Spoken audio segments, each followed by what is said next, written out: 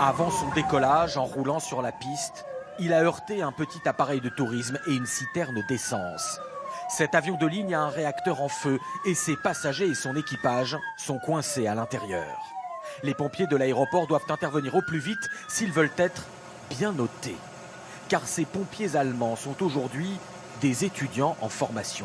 Nous venons d'Allemagne et aujourd'hui on entraîne les équipes des aéroports d'Hanovre et de Dortmund. On doit être prêt en toutes circonstances et c'est pour ça qu'on s'entraîne sur des scénarios comme celui-là. Et ici c'est le meilleur centre qu'on ait trouvé au monde, ça fait 20 ans qu'on vient.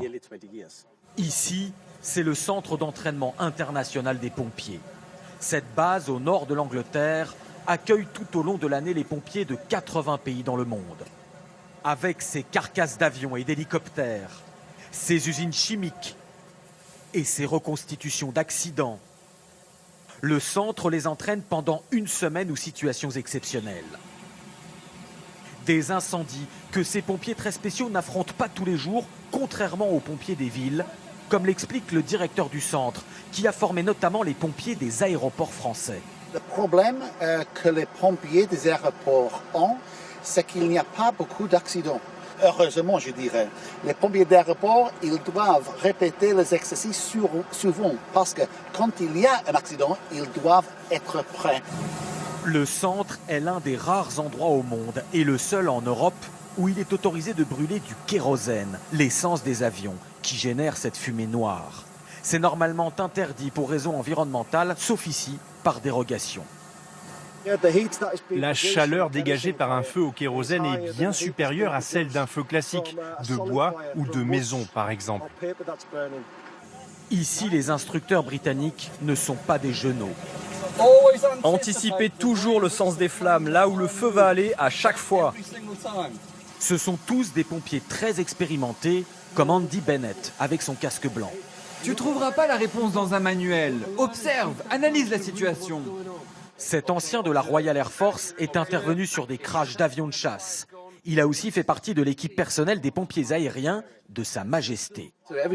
Chaque fois qu'un membre de la famille royale voyage, que ce soit par hélicoptère ou par avion, des pompiers sont là, derrière, pour s'assurer que la sécurité est bonne. C'est ce que je faisais. Quand je vois maintenant le prince William marié et le prince Harry qui va bientôt se marier, je repense à ces deux garçons que j'ai eu l'honneur de rencontrer et de protéger quand ils étaient petits. Le centre ne dispose pas que d'équipements d'aviation. Cet instructeur, ancien commandant de pompiers, prépare un autre test, en intérieur cette fois-ci.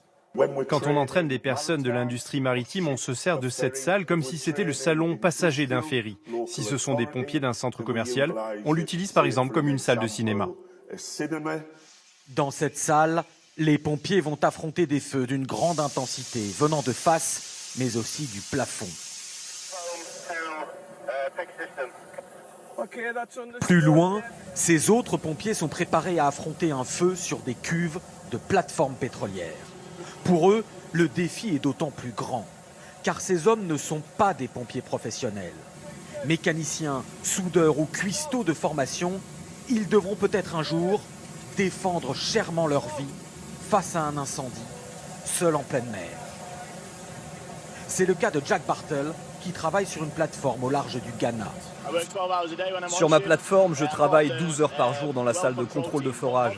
Mais quand je ne suis pas de service, en cas d'urgence, c'est moi qui aurai la responsabilité de la lutte anti-incendie.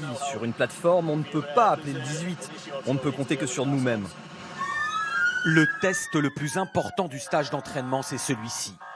Un exercice à grande échelle sur un gros porteur en feu comme un Airbus A380 et ses centaines de milliers de litres de kérosène. Comme pour une avalanche, le temps de réaction est primordial. Il faut intervenir en moins de 3 minutes pour avoir une chance de sauver les passagers. Et c'est à nouveau l'instructeur Andy Bennett, l'ancien de la Royal Air Force, qui va devoir apprendre à ses élèves le plus difficile.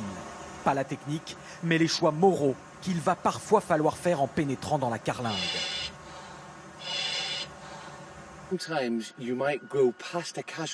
Parfois, vous allez peut-être devoir ignorer une victime, un blessé, pour le salut de tous les autres passagers. C'est une chose difficile à faire pour un pompier, parce que notre mission est de sauver des vies. Mais si je m'occupe d'un blessé, plutôt que de gérer d'abord ce feu qui menace de faire s'écrouler tout l'appareil, on met la vie de tout le monde en danger. Pour aller encore plus vite, les pompiers s'entraîneront aussi sur ce camion de dernière génération. Un engin futuriste armé d'un canon à eau perforant. Il n'a plus qu'à percer la coque d'un avion pour éteindre l'incendie.